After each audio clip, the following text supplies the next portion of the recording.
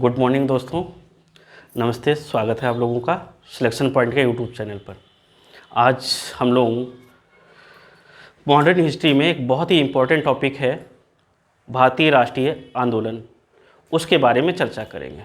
और बहुत ही important topic है और ये आपके पीटी में भी आना है, और पीटी में ही नहीं बल्कि सभी जितने भी कॉम्पिटिटिव एग्ज़ाम हैं सभी में ये आता है। तो इसको ही बड़े हम ध्यान से देखेंगे और सुनेंगे। कॉपी पेन निकाल लीजिए, नोट करते जाइएगा और बहुत समझने की कोशिश करिएगा। सब समझने की बात है इसमें कि हमारे देश में कैसे स्वतंत्रता का आंदोलन चला, कैसे राष्ट्रीय आंदोलन की नींव पड़ी और उसके क्या कारण थे। ठीक है ना। तो हम हेडिंग डाल देंगे भारतीय राष्ट्रीय आंदोलन। क्या हेडिंग डालेंगे? भारतीय राष्ट्रीय, ध्यान से आप लोग पढ़ते जाइए, राष्ट्रीय आंदोलन। देखिए, भारतीय राष्ट्रीय आंदोलन की अगर हम बात करें, ये कैसा है? Indian national movement. Indian national movement की शुरुआत कब से होती है, ध्यान देने की बात करिए। और जब शुरुआत कब होती है और इसके क्या रीजन थे, क्यों इसकी शुरुआत हुई है, उस पर अगर इन चीज़ों को अगर आपने ध्यान से समझ लिया तो आपको आगे बहुत ही सिंपल तरीके से ये सारा सब समझ में आएगा कि भारत में राष्ट्रीयता का उदय कैसे हुआ, कैसे आंदोलन की शुरुआत हुई। आपने देखा कि भारत में अंग्रेज़ों का शासन था, अंग्रेज शासन कर रहे थे, भारत को उपनिवेश बना के अंग्रेज़ों ने रखा हुआ था। अब उपनिवेश के ये जुआ जो था, यानी भारतीयों के कंधों पर एक जुआ रूपी जो उपनिवेश के बाद यहाँ पे दास्ता का जो जुआ रखा था, उसको भारतीय कैसे उतार फेंकते हैं और कैसे अपने आप को स्वतंत्र करते हैं, वो सारी चीज़ों को हम इसमें समझते हैं कि राष्ट्रीय आंदोलन की उत्पत्ति कैसे हुई और उसके पीछे क्या कारण थे। देखिए, भारत में राष्ट्रीय ये जो आंदोलन था, इसकी शुरुआत जो मानी जाती है वो कहा जाता है कि 1885 से हुई है। कब से हुई? 1885 से भारत में राष्ट्रीय आंदोलन की शुरुआत हुई। आप लोगों को बिल्कुल ध्यान रखना होगा कि राष्ट्रीय आंदोलन की शुरुआत 1885 से चालू हुआ, जो कि ये चलता रहा और ये समाप्त हुआ जाके जब हमारा देश आज़ाद हो गया 15 अगस्त 1947 को। जब भारत आज़ाद हो गया उस समय तक हमारा ये आंदोलन, राष्ट्रीय आंदोलन जो था, वो सतत रूप से चलता रहा। हमारा आंदोलन जो चलता रहा और ये जो उत्पन्न हुआ आंदोलन, उसके पीछे कई एक कारण थे जिनको हम बारी बारी से देखेंगे। दूसरी बात, ये राष्ट्रीय आंदोलन का जो समय है 1885 से लेकर 1947 तक, ये बहुत लंबा पीरियड है। इस लंबे पीरियड तक भारतीयों ने क्या किया, कैसे भारत को आज़ाद कराया, आंदोलन में क्या क्या घटनाएं घटी, इसको हम कई भागों में बांटकर पढ़ते हैं। यानी कि राष्ट्रीय आंदोलन को हम 3 पार्ट्स में बांट सकते हैं। कितने भागों में? 3 भागों में। पहला भाग जो है उसको हम कहेंगे प्रथम चरण। और ये प्रथम चरण जो था वो 1885 से लेकर इसका कालखंड जो रखेंगे वो हो गया 1905 तक। कब तक? 1885 से लेकर 1905 तक।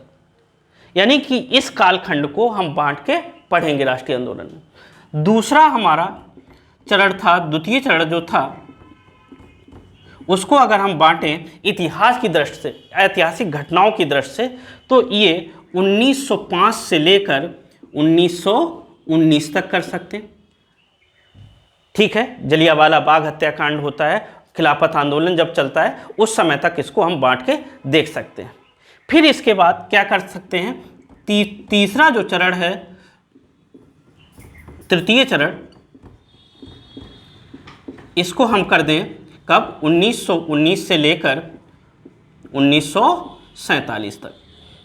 ये 3 चरणों में बांटकर हम क्या करते हैं? पूरे स्वतंत्रता आंदोलन को पढ़ेंगे। ठीक है ना, कि आंदोलन कैसे चला, क्यों चला, क्या क्या कारण थे। देखिए, अब हम क्रम से एक एक को उठाते हैं और पढ़ते हैं, और आप लोग नोट करते चले जाइए सभी लोग, ये पूरा। ठीक है ना, जल्दी जल्दी से। और हम हेडिंग डाल देते हैं कि प्रथम चरण। प्रथम चरण, यानी 1885 से लेकर 1905 तक। ये प्रथम चरण की खास बात क्या थी? कुछ खास चीज़ें हम लिखते चले जाएंगे। देखिए, प्रथम चरण की खास बात ये थी कि इस दौरान भारतीय राष्ट्रीय कांग्रेस की स्थापना की जाती है। किसकी स्थापना की जाएगी? भारतीय राष्ट्रीय कांग्रेस की स्थापना की जाएगी। और जो भारतीय राष्ट्रीय कांग्रेस की स्थापना जो की गई है, इस दौरान जो इसमें सदस्य थे वो पाश्चात्य प्रभाव से प्रभावित थे, यानी पश्चिमी प्रभाव से प्रभावित थे, और वो बहुत ही उदारवादी थे। उनका कोई भी ऐसा उद्देश्य नहीं था कि भारत को हम आज़ाद कराने वाले हैं या पूर्ण स्वराज की प्राप्ति करने वाले हैं। यानी इस दौरान कांग्रेस की स्थापना होती है, और जो कि मध्यम बुद्धिजीवी वर्ग के द्वारा, कुछ चुनिंदा लोगों के द्वारा एक अंतर्राष्ट्रीय न करके एक अखिल भारतीय संस्था की स्थापना की जाती है। और वो क्या करेगी? भारत में जो छोटे मोटे मुद्दे हैं उस मुद्दे को उठाने की कोशिश करेगी। क्या करेगी? छोटे मोटे मुद्दे उठाए और उनको उठा के एक मंच पर ले जाएंगे। इस दौरान यानी 1905 तक राष्ट्रीय कांग्रेस जो है, अभी बताएंगे स्थापना, उसका ये काम रहेगा। तो आप लिख सकते हैं, लिखिए, प्रथम चरण के दौरान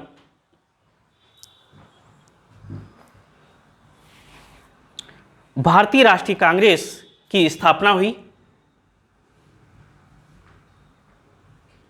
भारतीय राष्ट्रीय कांग्रेस की स्थापना हुई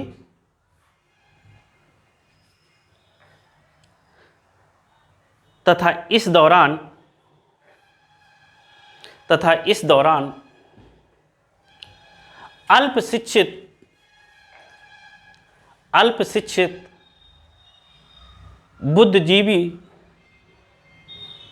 बुद्धिजीवी तथा मध्यम वर्गीय लोग इस संस्था का प्रतिनिधित्व कर रहे थे, जो कि उदारवादी तथा अतिवादी प्रभाव से प्रभावित थे।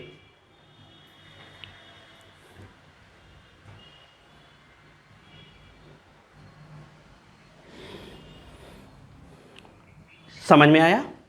ये था प्रथम चरण। प्रथम चरण में भारतीय राष्ट्रीय कांग्रेस की स्थापना होगी, और भारतीय राष्ट्रीय कांग्रेस के जो लोग हैं कैसे हैं? मध्यम वर्गीय हैं, थोड़ा बुद्धि वाले लोग हैं, और वो कोशिश करेंगे क्या करें कि छोटे मोटे जो सामाजिक इश्यूज़ हैं उनको क्या करें, एक राष्ट्रीय मंच पर लाके एकत्रित करें। और ये लोग बड़े उदारवादी थे, उदार स्वभाव के थे। ये अंग्रेज़ों के प्रति इस समय बहुत ज़्यादा विद्वेष की भावना नहीं थी। इसीलिए कांग्रेस पर प्रारंभ में इनके इन्हीं कार्यों की वजह से बड़ी आलोचना होती। कोई कहता है कि ये दया याचना करने वाली संस्था है, कोई कहेगा कि ये टर्राने वाली संस्था है, कोई इसको 3 दिन का तमाशा कहती है, इसके कार्यों की वजह से। चलिए, तो समझ में आया, पहला चरण ये हो गया। दूसरे चरण में यानी द्वितीय चरण में हम पढ़ेंगे। द्वितीय चरण ध्यान से समझते जाइए, ये 1905 से लेकर 1919 तक। देखिए, इस दौरान क्या होगा? इस दौरान जो हमारी भारतीय राष्ट्रीय कांग्रेस है, इस भारतीय राष्ट्रीय कांग्रेस को ये पता चल गया था कि हमारे उद्देश्य क्या हैं। अब वास्तव में भारतीय राष्ट्रीय कांग्रेस जो संस्था जिस काम के लिए बनाई गई थी उस कार्य को समझने लगी थी। अब लोगों के समझ में आ गया था कि हमें भारत को कैसे आज़ाद कराना चाहिए, भारत के सामने क्या क्या समस्याएं हैं। भारत के बुद्धिजीवी अब जानने लगे थे कि हमें भारत के सामाजिक, आर्थिक, राजनैतिक और व्यापारिक ये जितने भी पहलू हैं तथा भारत में व्याप्त कुरीतियाँ और अंग्रेज़ों द्वारा शोषणकारी नीतियों का विरोध करके हमें इन पहलुओं से क्या करना है, ऊपर उठना है।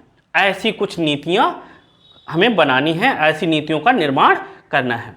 यानी इस दौरान राष्ट्रीय कांग्रेस जो नेशनल लीग है जो बन रही है, इसको ये समझ में आ गया कि हमारा उद्देश्य क्या है और अब हमें क्या क्या मुद्दे उठाने चाहिए, इस पर बात करेगी। बात समझ में आई? तो लिखिए, इस चरण के दौरान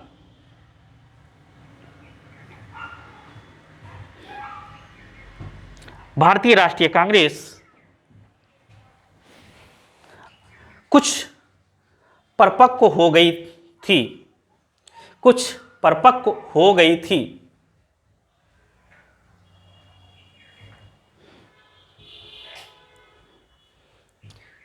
इसको अपने लक्ष्य और उद्देश्य स्पष्ट हो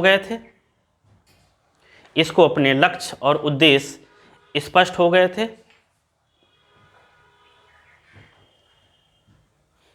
तथा भारत में तत्कालीन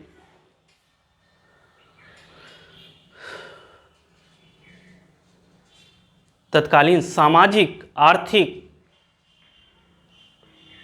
राजनैतिक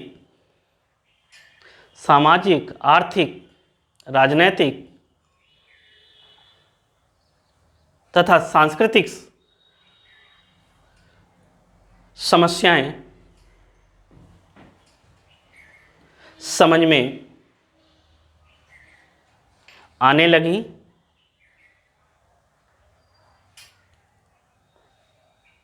और उन्हें एक राष्ट्रीय मंच के माध्यम से प्रस्तुत किया जाने लगा।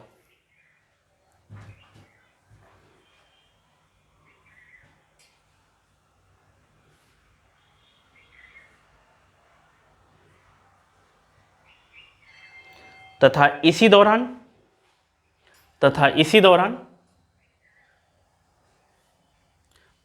कांग्रेस के अंदर कुछ उग्रवादी विचारधारा के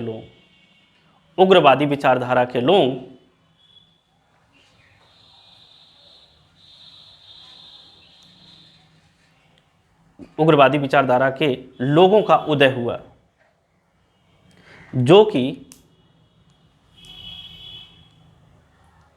पश्चिमी क्रांतिकारियों से प्रभावित थे।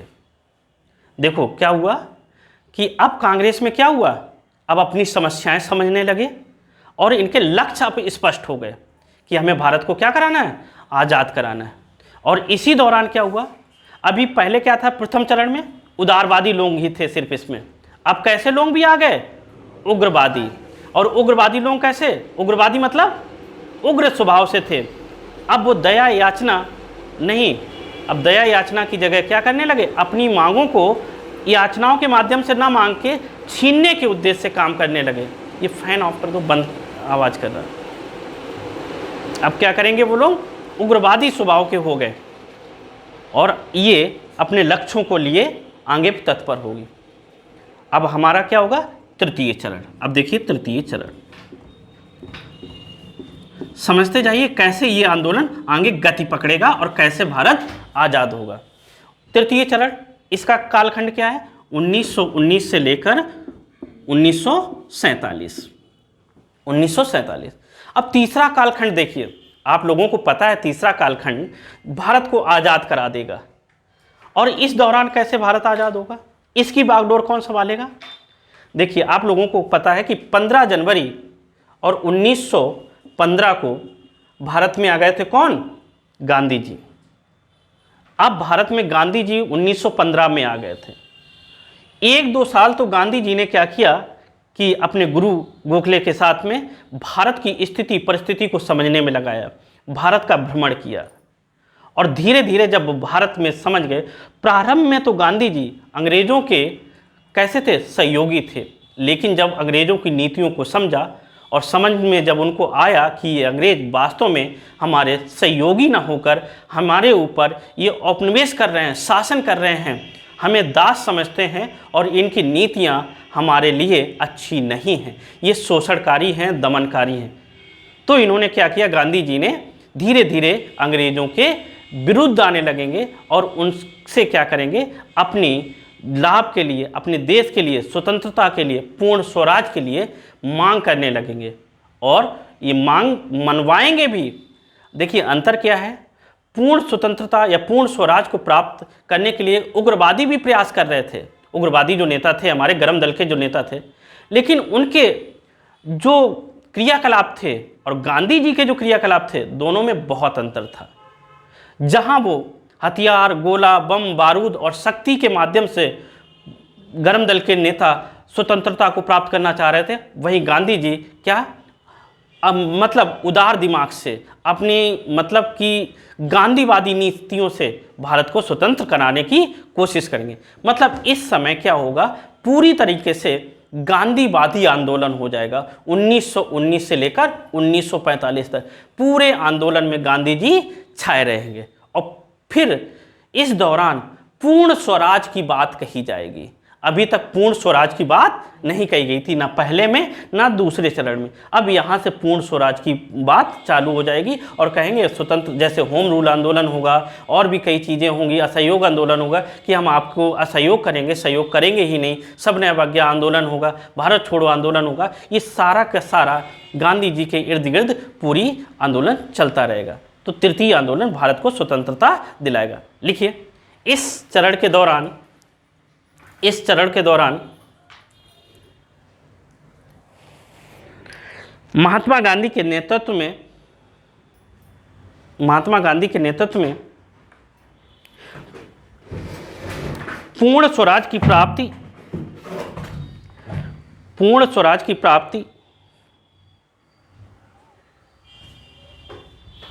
के लिए सफल प्रयास किए गए और भारत को एक स्वतंत्र राष्ट्र की श्रेणी में लाकर खड़ा कर दिया गया। भारत को एक स्वतंत्र राष्ट्र की श्रेणी में लाकर खड़ा कर दिया गया।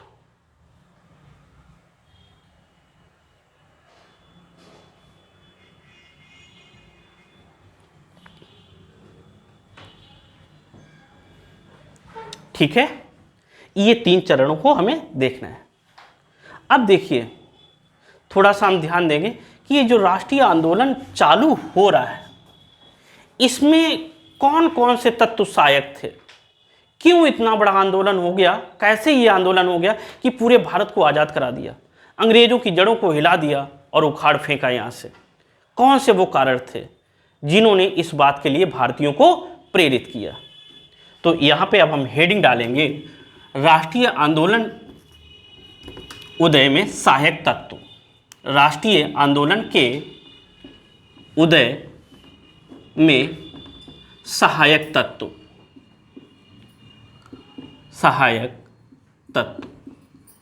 कौन कौन से तत्व सहायक थे जिसने भारतीय को इतना इस लायक कर दिया कि भारत आज़ाद हो जाए और ये आंदोलन चले। तो सबसे पहले अगर हम देखें कि इस कालखंड में क्या हो रहा है, अंग्रेज़ों ने क्या किया था, भारतीयों के साथ भेदभावपूर्ण नीतियां अपनाना चालू कर दी थी। क्या? भेदभावपूर्ण नीतियां, भेदभाव करना चालू कर दिया था। किसके बीच में? भारतीयों प्लस अंग्रेज़ों के मध्य में। कैसी भेदभावपूर्ण नीतियां थी? देखिए क्या होता था, जैसे सेना हो गई, सेना में क्या होता था, सेना में हमेशा अंग्रेज लोग क्या करते थे कि जितने भी ऊंचे पद होते थे वहाँ पे सभी में अंग्रेज़ों की पोस्ट को क्रिएट किया जाता था, अंग्रेज़ों की भर्ती की जाती थी। और जितना नीचे की थी, सिपाही, हवलदार, जो भी नीचे की पोस्टें थी, वहाँ पे किसकी भर्ती करते थे? भारतीयों को। कोई भी भारतीय कितना भी शिक्षित हो, कितना भी पढ़ा लिखा, कितना भी योग्य हो, उसको सेना में उच्च पद पे भर्ती नहीं करते थे। सेना ही नहीं वरन जितनी भी सरकारी नौकरी थी तत्कालीन समय में, जितनी भी पद थे, सारे पदों पर भारतीयों को नीचे रखते थे और अंग्रेजों को ऊपर रखते थे। इससे क्या होता था कि भारतीयों के अंदर असंतुष्टि पैदा हुई कि हमारे साथ भेदभाव क्यों किया गया। इस भेदभाव के कारण ही, असंतुष्टि के कारण ही ये आंदोलन करने के लिए तैयार हो गए। नेक्स्ट अगर बात देखें, इसी में भेदभाव के अंदर ही हम अगर ध्यान दें तो क्या हुआ कि तत्कालीन समय में आईसीएस की परीक्षा होती थी, इंडियन सिविल सर्विसेज की।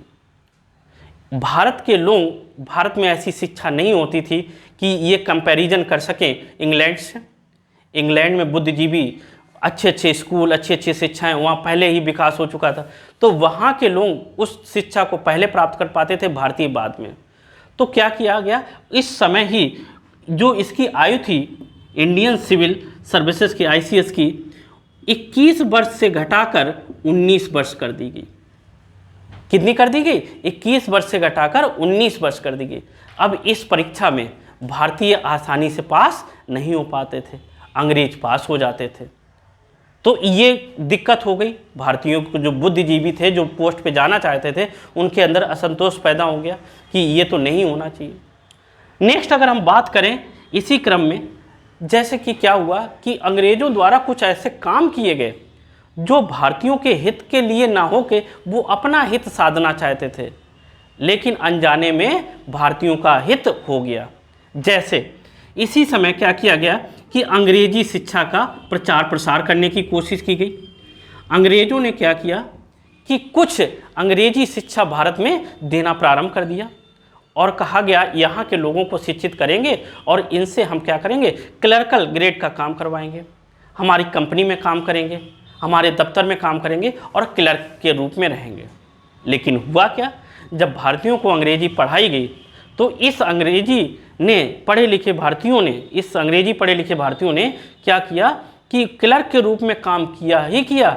इसी समय इन्होंने पश्चिमी देशों की, यूरोपीय कंट्रीज़ के जो इतिहास था उसको भी पढ़ा, क्रांति थी उसको भी पढ़ा, यानी ज्ञान विज्ञान को भी पढ़ा। और धीरे धीरे जो अंग्रेजी अखबारों में छपता था, भारत के विरुद्ध क्या शोषणकारी नीतियां हैं इत्यादि, यानी पाश्चात्य शिक्षा का ज्ञान उन भारतीयों को होने लगा, क्योंकि वो अंग्रेजी सीख गए।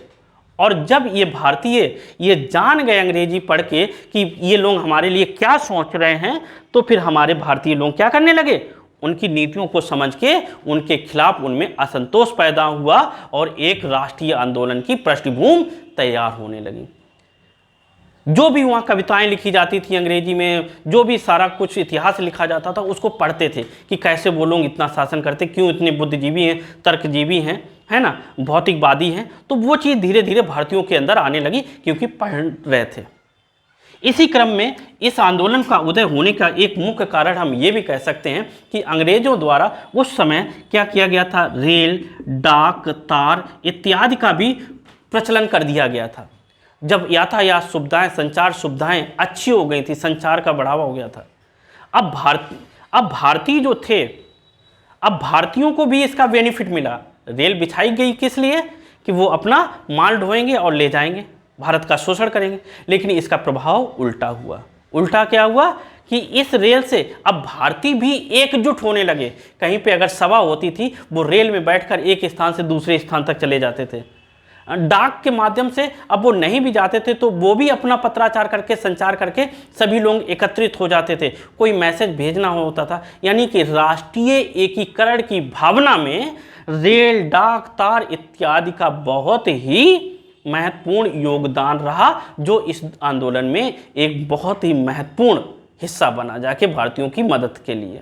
बात समझ में आ रहा कि कैसे रेल, डाक, तार ने भारत को आज़ाद कराने में, राष्ट्रीय आंदोलन को चालू कराने में कैसे भारतीयों की मदद की। बात समझिए। आगे इसी क्रम में देखें कि इसके और कारण क्या हो सकते हैं। और कारण ऐसे हो सकते हैं जैसे उसी तत्कालीन समय में अब हम देखें दादा भाई नौरोजी जैसे कई विद्वान आ गए थे जो आर्थिक दृष्टि से बड़ी अच्छी समझ रखते थे। क्या रखते थे? आर्थिक समझ रखते थे। और इन्होंने poverty and in British rule in India जैसी किताब लिखी और इसमें बताया कि भारत का जो धन है वो कैसे डेट जो है मतलब चला जा रहा, एक देश से मन भारत से विदेशों में जा रहा, यूरोपीय लोग भारत को कैसे शोषण कर रहे हैं।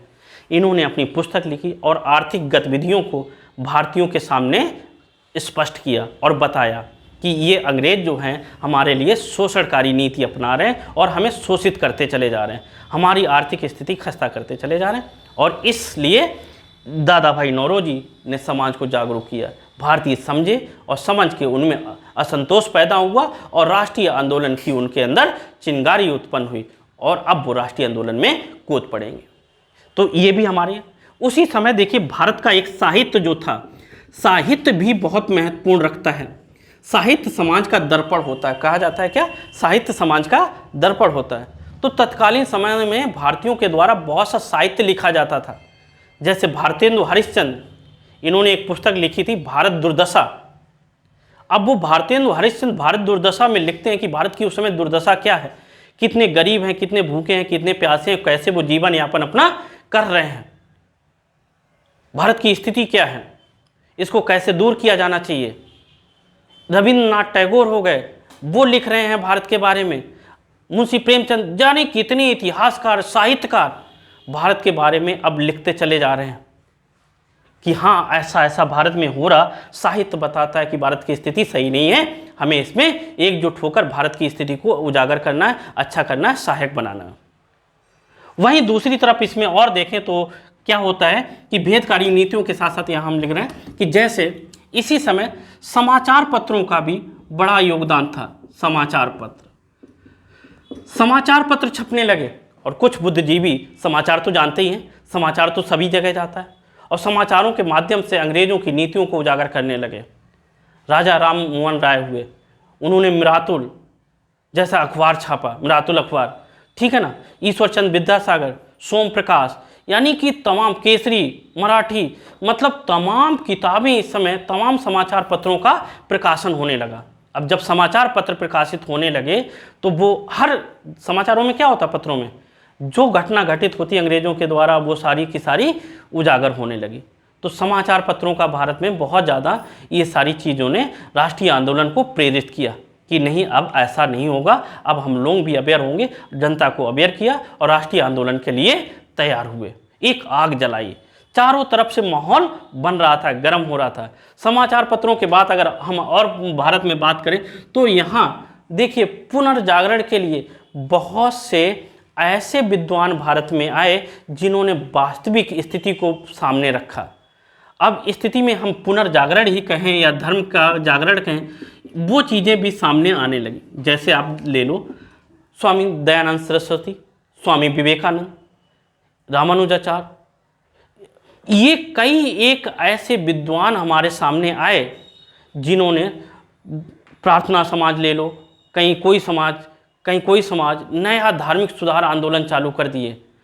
स्वामी विवेकानंद आके सभी लोगों को जागरूक करेंगे कि भारत में ऐसा हो रहा वैसा हो रहा। दयानंद सरस्वती कहेंगे वेदों की ओर लौटो, वो सारी चीज़ हमारे यहाँ खुद ही थी, जो अंग्रेज अब कर रहे हैं उनसे अच्छा था। यानी कि पुनर्जागरण का एक कालखंड जो हो गया वो अपना एक समाज में धार्मिक रूप से तथा पुनर्जागृत करेगा और कहेगा उठ खड़े हो और आगे बढ़ो। इस तरीके से कई एक पहलू जो थे हमारे उत्तरदायी थे भारतीय राष्ट्रीय आंदोलन को पुनर्जागृत करने के लिए। इन सभी ने हमारे देश की, पूरे भारत की जनता को क्या कर दिया, एकजुट कर दिया और राष्ट्रीय एकता की बात कही। और अब भारतीयों में एक ऐसा माहौल बनने लगा कि एक आंदोलन खड़ा होगा और ये आंदोलन की समाप्ति तभी होगी जब भारत आज़ाद हो जाएगा। जल्दी से इस पॉइंटों को नोट करो, फिर हम आगे बढ़ते हैं।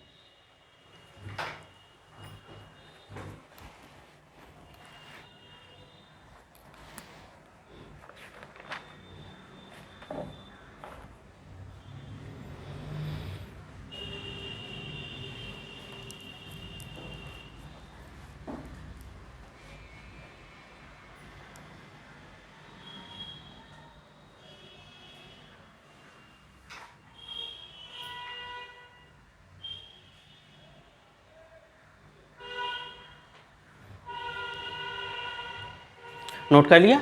कुछ लोगों ने नोट कर लिया, आप लोग भी देखते जाइएगा। चलिए आगे बढ़ते हैं। अब हम आ जाते हैं कि कैसे ये आंदोलन आगे बढ़ेगा। तो सबसे पहले भारत को स्वतंत्रता प्राप्त करवाने के लिए सबसे बड़ी जो हमारे यहाँ भूमिका निभाई है वो किसने? भारतीय राष्ट्रीय कांग्रेस ने। तो अब हम बात करेंगे भारतीय राष्ट्रीय कांग्रेस।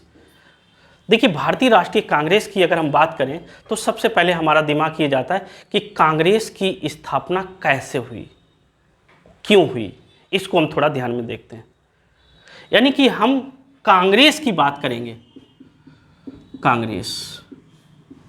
कांग्रेस शिवम टाइम हो रहा क्या? थोड़ा पढ़ ले फिर है।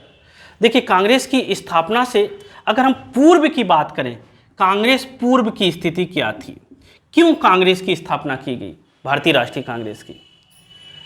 देखिए क्या हुआ था, भारत में एक अंग्रेज अधिकारी थे, A.O. Hume, Elon Octavian Hume, एक प्रशासनिक अधिकारी थे।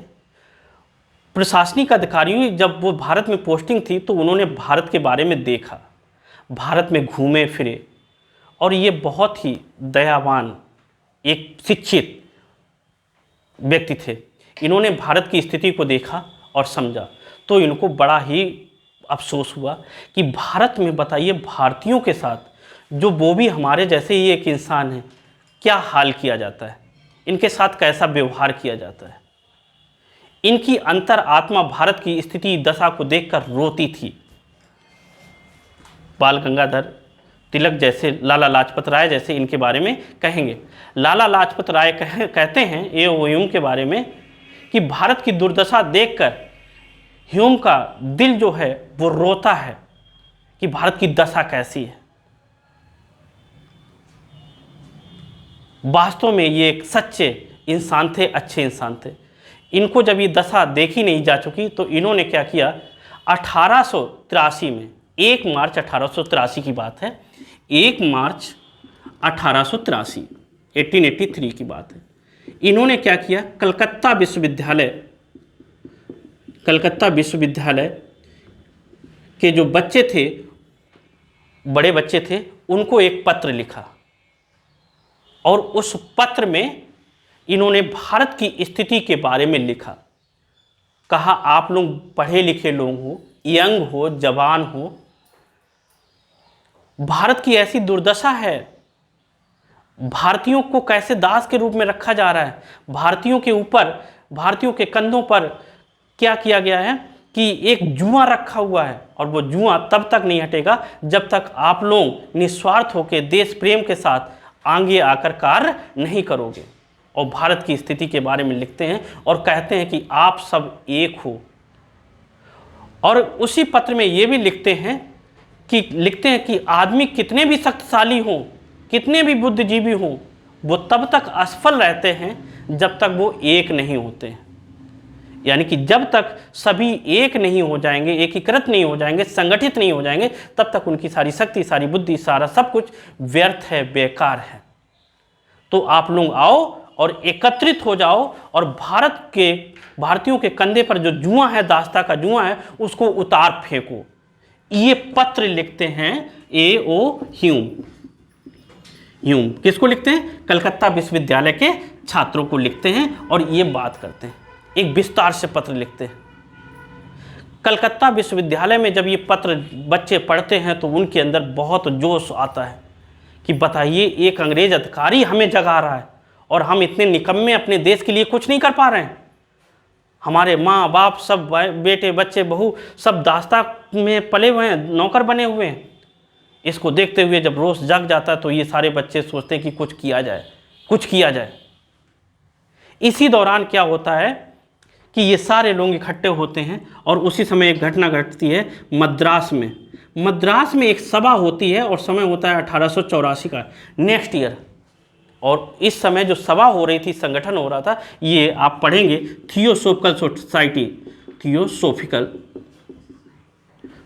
थियोसोफिकल सोसाइटी का एक सम्मेलन हो रहा था। कहाँ पे? मद्रास में। और इसी सम्मेलन में इस बात की चर्चा हुई और वहाँ पे A.O. ह्यूम भी पहुँचे और कहा कि भारत के लिए, भारतीयों को आज़ाद कराने के लिए एक ऐसे संगठन का निर्माण करो जो राष्ट्रीय लेवल पर हो और अपनी बात कह सके। यानी थियोसॉफिकल सोसाइटी का जो सम्मेलन चल रहा था यहाँ पे, यहाँ सुरेंद्र नाथ बनर्जी, वो ह्यूम, अन्य तमाम नेता, फिरोज मेहता वगैरह कई लोग शामिल होकर इस चीज़ पर चर्चा करते हैं कि एक कुछ ऐसी चीज़ बननी चाहिए। ये ए.ओ. ह्यूम ने इस बात को यहाँ पे रखा। आगे क्या हुआ, ए.ओ. ह्यूम इसी समय जाके तत्कालीन भारत का जो गवर्नर था लॉर्ड डफरिन, कौन था, लॉर्ड डफरिन, लॉर्ड डफरिन से जाके मिलते हैं और डफरिन से कहते हैं कि एक ऐसी संस्था होनी चाहिए। देखिए वो भारत पे शासन कर रहा है, भारत का गवर्नर है डफरिन, और उसी से ए.ओ. ह्यूम जाके मिलते हैं कि भारत में एक ऐसी संस्था होनी चाहिए जो भारतीयों की बात को आगे रख सके और वो अपने विचारों को प्रकट कर सके। डफरिन कहता कि हाँ ठीक है, डफरिन कहता कि हाँ एक संस्था बननी चाहिए, और डफरिन के कहने पर, सुझाव पर ए.ओ. ह्यूम तैयार हो जाते हैं। कुछ इतिहासकार कहते हैं कि ये डफरिन के ही दिमाग की उपज थी कि कांग्रेस की स्थापना हो। जब डफरिन इसकी सहमति दे देते हैं, उसके बाद ए.ओ. ह्यूम क्या करते हैं, जाते हैं ब्रिटेन, और ब्रिटेन में जाकर पुराने जो भारत के गवर्नर थे, वायसराय थे, उनसे जाके मिलते हैं। रिपन हो गए, लॉर्ड डलहौजी हो गए, अन्य जो गवर्नर थे वहाँ पे ब्रिटेन में जाके उनसे मिलते हैं और कहते हैं कि भारत की दुर्दशा के बारे में आप कुछ सोचते ही नहीं हो, भारत को भी अपना उपनिवेश बनाया है तो भारत में भी उसका उद्धार करने का भी अधिकार आप ही का है। हम लोग कब तक शोषित करते रहेंगे, ये अन्याय है, मानवता के खिलाफ है। उन लोगों से बात करते हैं और यहीं तक बात नहीं करते हैं, ब्रिटेन की जो पार्लियामेंट है, संसद में, वहाँ पे अपनी बात पुरजोर रखते हैं, भारतीयों का समर्थन करते हैं, और भारतीयों के, क्योंकि वहीं से भारतीय शासित होते थे, और वहीं से भारतीयों के अच्छे भविष्य के लिए और अच्छी सफलता के लिए, उनके कल्याण के लिए एक समिति का गठन करवाते हैं जिसका नाम होता है भारतीय संसदीय समिति। किसकी स्थापना की, भारतीय संसदीय समिति। इसकी स्थापना कहाँ हो रही, यानी इंडियन पार्लियामेंट्री कमेटी, और इसकी स्थापना कहाँ की जा रही है, ब्रिटेन की पार्लियामेंट में। यानी कि ब्रिटेन की संसद में एक भारतीयों के बारे में सोचे, उनके विकास के बारे में, उनकी नीतियों के बारे में, उनकी स्थिति के बारे में सोचने के लिए एक अलग पार्लियामेंट में संस्था बनवा दी। देखिए ए.ओ. ह्यूम ने जाके कितना काम कर रहे हैं ए.ओ. ह्यूम। जब वहाँ से ये सारी स्थिति होती है, ये सारा काम करवा के फिर वापस लौटते हैं और लौट के आते हैं, हाँ लौट के आते हैं। फिर आने के बाद यहाँ कहते हैं कि अब एक ऐसी संस्था होनी चाहिए कि जो भारतीयों की बात कहे, और उस संस्था की यहाँ पे ही नींव डल जाती है 84 में, और कहते हैं इस संस्था का नाम रखा भारतीय राष्ट्रीय संघ। क्या नाम रखा, भारतीय राष्ट्रीय संघ। यानी कि इसको अगर इंग्लिश में कहें, इंडियन नेशनल यूनियन, यानी इंडियन नेशनल यूनियन नाम की एक संस्था की स्थापना की बात कब की गई, 1884 में। ठीक है ना। यानी कि इस संस्था की बात कही, कहा गया इसका अगले साल बिल्कुल क्या होना चाहिए, ये बात कही जा रही है 84 में दिसंबर में, 23 दिसंबर में, और कहा गया आगे इसका जल्दी से क्या करिएगा कि स्थापना कीजिएगा, किसकी, कांग्रेस की। अब आगे ये सब प्रयास में लग जाते हैं और कहा गया इस संस्था का जो अब पहला सम्मेलन होगा वो कहाँ होना चाहिए, पुणे में होना चाहिए। पुणे में डिसाइड हुआ कि सम्मेलन किया जाएगा, और पुणे में उस समय क्या हुआ, एक समस्या व्याप्त हो गई कि वहाँ पर हैजा फैल गया। जब वहाँ पे हैजा हो गया तो स्थान तत्कालीन समय में बदलना पड़ा, और उसके पुणे की जगह इस सम्मेलन को डिसाइड किया गया कहाँ करने के लिए, बम्बई में। तो क्या किया गया, अब बम्बई में औपचारिक रूप से कांग्रेस की स्थापना की जाएगी। तो अब हेडिंग डालेंगे कांग्रेस की स्थापना। इसको जट डाउन कर लीजिए जल्दी से।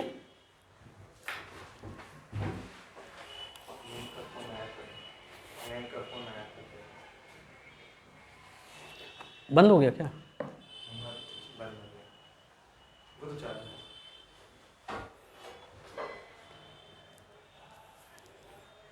डालिए कांग्रेस की स्थापना, इसको नोट कर लीजिए।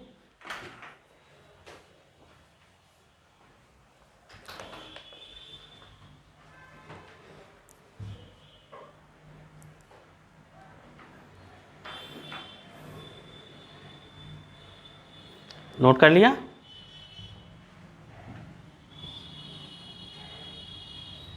चलिए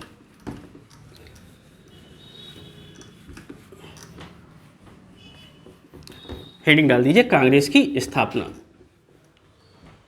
कांग्रेस की स्थापना, देखिए कांग्रेस की स्थापना, अब यही संस्था ऐसी है जो भारत में आजाद कराएगी।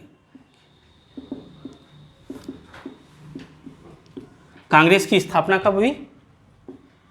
28 दिसंबर 1885। हाँ, दोपहर 12 बजे, दोपहर 12 बजे। स्थान क्या था? बम्बई, और यहाँ पे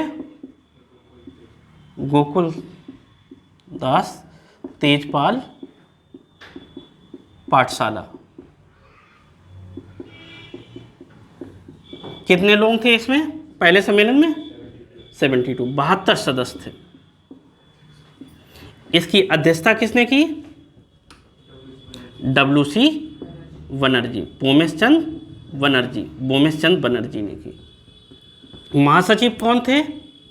AO ह्यूम। ये लगातार आगे तक 1906 तक इसके महासचिव बने रहेंगे। कौन? AO ह्यूम, और अपना दिशा निर्देश देते रहेंगे। तो ये कांग्रेस की स्थापना होगी। क्वेश्चन पूछा जाता है कि भारतीय राष्ट्रीय कांग्रेस का पूर्ववर्ती नाम क्या था, तो क्या बताएंगे? भारतीय राष्ट्रीय संघ था, और भारतीय राष्ट्रीय संघ की जगह भारतीय राष्ट्रीय कांग्रेस, भारतीय राष्ट्रीय कांग्रेस, ये किसने नाम दिया? तो आप बताएंगे दादा भाई नौरोजी। दादा भाई नौरोजी के सुझाव पर इसका नाम चेंज करके क्या कर दिया गया? भारतीय राष्ट्रीय कांग्रेस कर दिया गया। अब क्या किया जाएगा? भारतीय राष्ट्रीय कांग्रेस लिखा, 72 प्रतिनिधि यहाँ पे शामिल हुए और इन्होंने कांग्रेस की स्थापना की, और जो अब भारतीयों के मुद्दे को उठाएगी। और इसी तरह से अब इसके प्रतिवर्ष क्या होते चले जाएंगे? सम्मेलन होंगे। उन सम्मेलनों में बात कही जाएगी। नोट कर लिया आप लोगों ने? तो पहला सम्मेलन आपने देख लिया कि बंबई में हुआ। दूसरा कहाँ हुआ? दूसरा कहाँ हुआ और पूछा जाएगा अध्यक्षता किसने की? पूछा जाता कांग्रेस के पहले, देखो यहाँ लिख दूं, प्रथम है ना, द्वितीय, तृतीय, ये याद करना है, कल मैं सुनूंगा आपसे। तृतीय, तृतीय और चौथा। देखिए स्थान की अगर हम बात करें तो सबसे पहले बंबई, फिर कलकत्ता, मद्रास, इलाहाबाद, ठीक है ना, जिसको प्रयागराज कहते हैं। वर्ष 1885, 1886, 1887, 1888। अध्यक्षता किसने की? WC बनर्जी।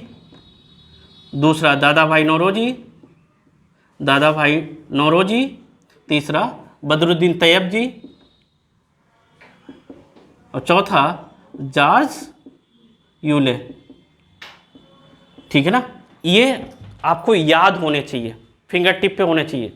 देखिए यहाँ से क्वेश्चन क्या बनता है, पूछा जाता है कि प्रथम कांग्रेस के अधिवेशन की अध्यक्षता किसने की? WC बनर्जी। पहला पूछ दिया जाएगा कांग्रेस की पहली कहाँ पे हुआ था सम्मेलन, तो बम्बई। दूसरा कहाँ हुआ? कलकत्ता। तीसरा कहाँ हुआ? मद्रास। चौथा कहाँ हुआ? इलाहाबाद। कब हुआ? ये पूछा जाता है कि कांग्रेस की अध्यक्षता करने वाले प्रथम मुस्लिम कौन थे, तो याद रखना तैयब जी। ईसाई कौन थे कांग्रेस की अध्यक्षता करने वाले? आपको याद करना है जॉर्ज यूले। ठीक है, तो इस तरीके से याद करना है। और गर्मी बहुत है, अब यहाँ से सुचारू रूप से आगे आपका राष्ट्रीय आंदोलन चलेगा, कांग्रेस की स्थापना हो गई, और क्या मूल कारण थे और कैसे हुई, ये आज आपने पढ़ा। जय हिंद, जय भारत। अगली क्लास में हम लोग देखेंगे और मिलेंगे, पढ़ते रहिएगा।